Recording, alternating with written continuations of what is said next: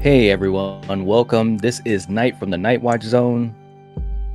And this is Craven from Craven Something Scary. And this is JT from Sinister Artworks. And today we are talking about an actor who has given us his opinion on a film that we absolutely love. And we're talking about Cillian Murphy. Yes. Yeah. Yes, indeed. Oh. Yes, he is. Well, He's given us lots to think about and ponder for sure. He has. He has. Well, as you guys know, Cillian Murphy was in 2005's Red Eye, directed by the late great Wes Craven, and he opened up about his past filmography in a new cover story for GQ, and he talked about many of his own films. And he talked about Red Eye, that he feels as though it's in the lower tier of his career. And he said, quote, guys, this is what he said. He said that he loves Rachel McAdams and they had a lot of fun making the movie. But he said, I don't think it's a good movie. It's a good B movie. And when I read this article, I was just thinking to myself, like, why would he think that it's a B level movie? Because in my estimation, this was a very well made movie. Wes Craven did so many wonderful things in this film. It's actually the type of horror movie that gives you multiple layers as far as being a thriller. It's got the suspense, and then it also has slasher elements, you know, near the end in the final act, which I thought was very well handled in and of itself. Rachel McAdams was great in it, and I thought Cillian Murphy was fantastic. And his own thoughts about the film, he said what attracted him to it was that duality of his character, the way that he could come across as sophisticated and suave and kind of mysterious, and then of course being you know, thought out as the villain of the story, and even going a little bit over the top, but still a very nuanced performance. He was not happy with it whatsoever, except for the fact that he thought that Rachel McAdams was very good in her performance for it. So, Stephen, you know, we've watched this film, we love this film, and I know you're a huge fan of it as well. What do you think about Cillian's comments as far as why he thinks it's a B movie? Well, I have to say I'm very disappointed in his comments. I was shocked when I saw the article. Just really couldn't believe it. Frankly, I'm like, wait a second, man. What movie are you watching? Because this is not the same movie that I'm watching. I can tell you that. And Knight, you touched on a couple of things there that are really true and crucial, is how Wes brought all these elements together into this film. And that third act, and I won't give anything away, even though I know it's almost 20 years old now. Yeah, almost. But still, yeah. If you haven't seen it, I don't want to ruin it.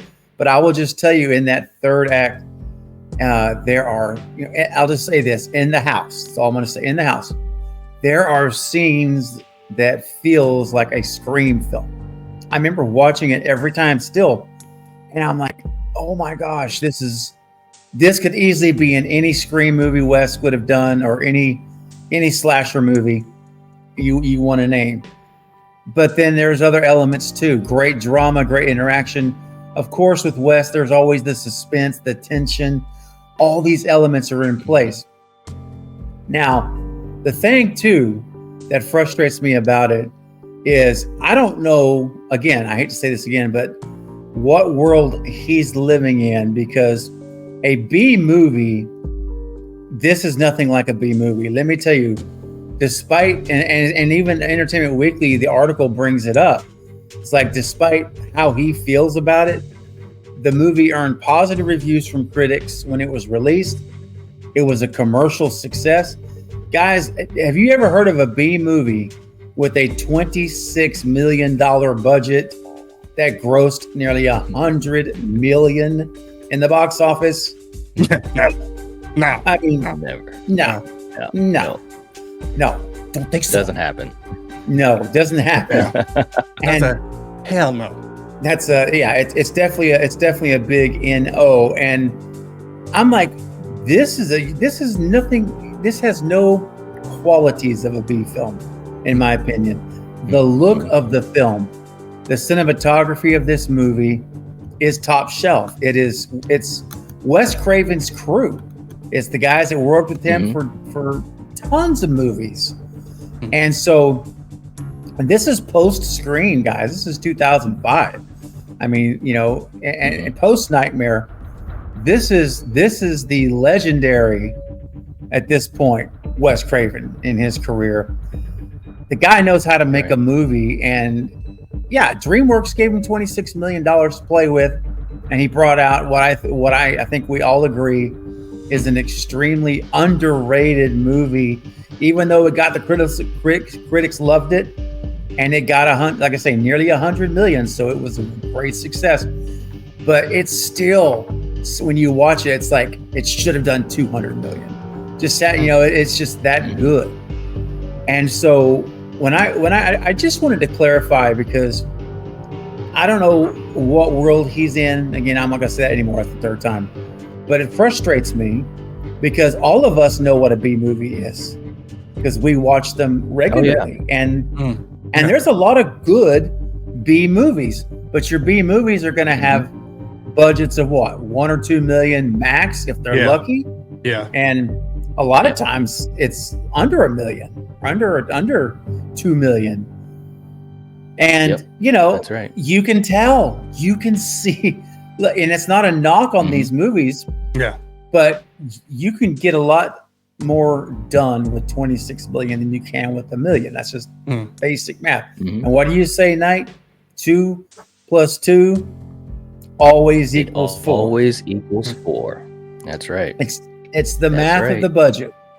And so I guess what I'm saying is, if he thinks this is a B movie, which by the way he starred in, and by the way he got paid, and I'm sure he had no problem spending that money that he is now thinking is a B movie. And I guarantee you, he probably was not paid B movie salary. If I don't know what it was, but it wasn't a B movie salary. But if this is what he thinks is B, if he sees a real B movie, this guy's he's gonna pass out or go into another dimension. Or I don't know what is gonna happen to this guy, because he's clueless on what a B movie is if he thinks Red Eye is. So I was frustrated. I'm going to wrap up, and I'm about to pass it to JT, get his thoughts. But all I'm going to say is that it's not a good look for him. And frankly, it's not factual. It's just not factual. If he could come out and say, I just really wasn't happy with the film. Everybody has an opinion. Okay. But to call this a B movie is, anyway, I'm just going to stop there, because I think, JT, you've got a lot more to say about that. So I'll pass it on to you, man, before we wrap up. All right. So you ready?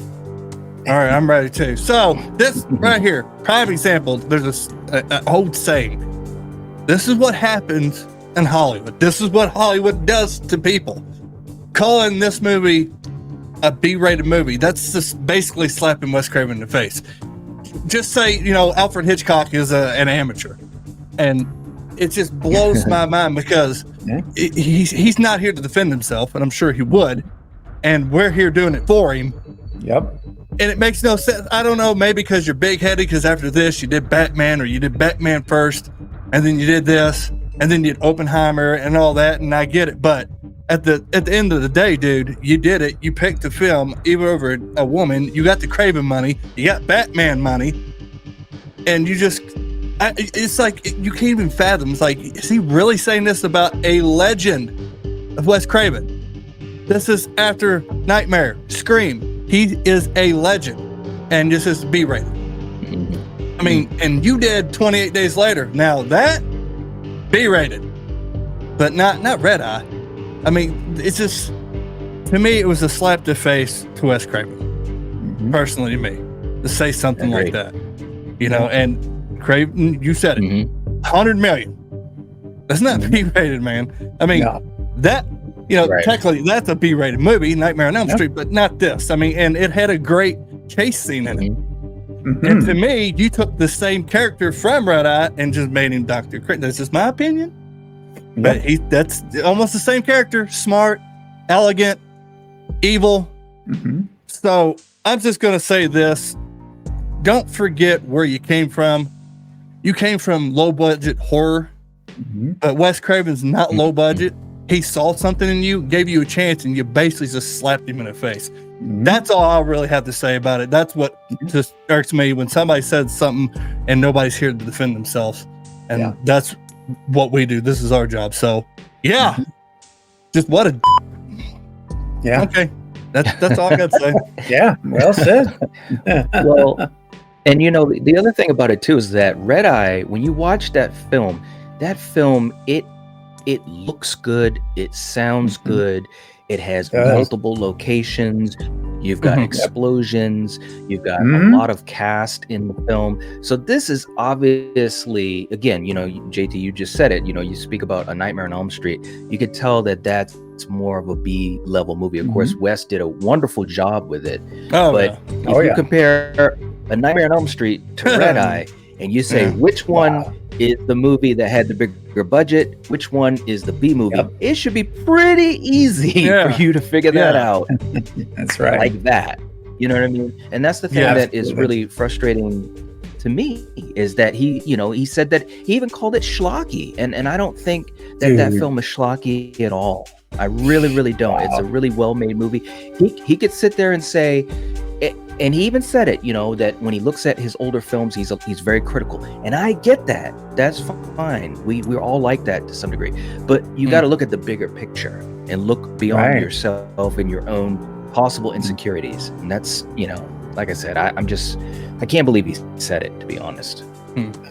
Me either. It shocked me. I think JT, you mentioned before when we were all talking about how you thought it was like clickbait, like a joke, like I really did.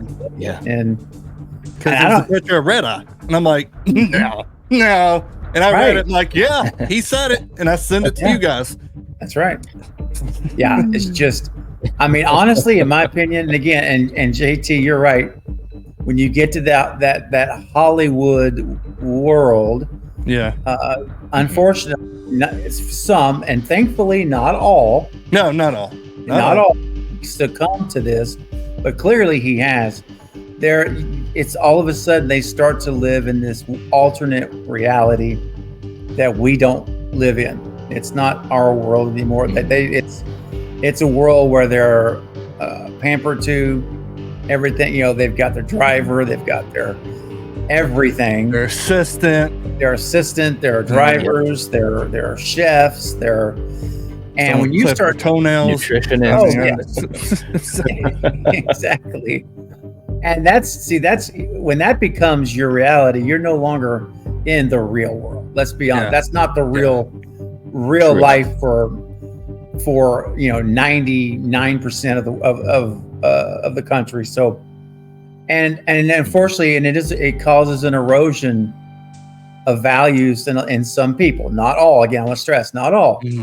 Some people can handle it very well. Keanu Reeves comes to mind. There's others, but but this is an example to me where he has no gratitude. He has no gratitude at all for Wes giving him the job, giving him the part. And you know what? The fact that he took the job and he acted well. I mean, I think we all agree his performance is very good. Yeah. You know, and I mean, that will never change. Was on his shoulders. It was. And so when I watch Red Eye now, I will still appreciate his work ethic, his performance. Yeah. But man, when I look at him now, my respect for him has dropped, and I hate that, but it has. I'm the same way. The respect dropped for me as well. Like you said, it just makes you feel like he doesn't have a clear perspective. You know, gratitude for the position that he was given. Like you said, That's right. Actors like Keanu Reeves, even someone like Johnny Depp. Johnny Depp still gives so much credit to Wes There Craven you go. for his right. chance in A Nightmare on Elm Street. And Johnny Depp is a huge movie star, controversy aside. But I mean, Huge. but he still has that perspective. Yeah. And this dude just don't have it. You know, maybe it's the Netflix money from was it Peaky Blinders? Is that what you said before? I think that was the name of it. I don't watch the show. I've never seen it either. Me neither. But he got Netflix money. He got Oppenheimer money. You know, that money does this, folks.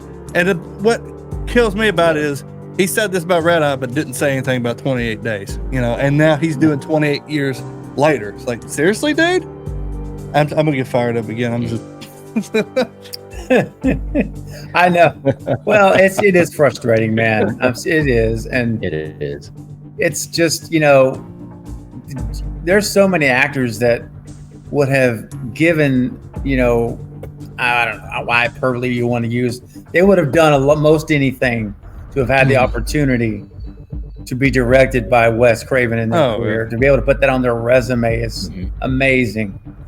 And here's someone who absolutely doesn't even, it just doesn't even faze him. Like, doesn't appreciate the opportunity. I guess what I'm trying to say. Doesn't appreciate it. That's clear. And all he does is praise Rachel McAdams, and she was great. I agree. She was. But I agree. You know, I don't know who else was up. I don't know who else was auditioning for that role that Cillian played. But I want to dig into it now. Yeah, I hear you. Hey, like, I know Robert Downey Jr. wanted to play Scarecrow in the Batman Begins. Yeah, Robert RDJ wanted to do it. I'm like, well, now I wish he did do it. I know, right? I know. You can't really say, you know, don't bite the hand that feeds you, because, you know, Craven didn't really bet him. You know what I mean? But you know, he chose him, gave him a chance, he gave you a movie. That's and you just like, it's not that good. And I want to see your movie that you direct. That's what I'm waiting for. Yeah, that's right. That's a good point. Yeah, very good. Well, let me ask you this, Knight. I'll start with you and just get everybody's feedback here as we kind of start to wrap up. Knight, how has this changed your view or perspective of Cillian Murphy as a person moving forward?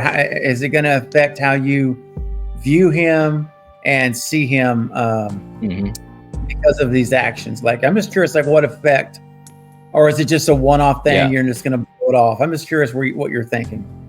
Well, it definitely affects it in the sense that for any actor or actress that you enjoy any of their films, or if you follow them or whatever, it definitely is one of those things that's always going to stick out.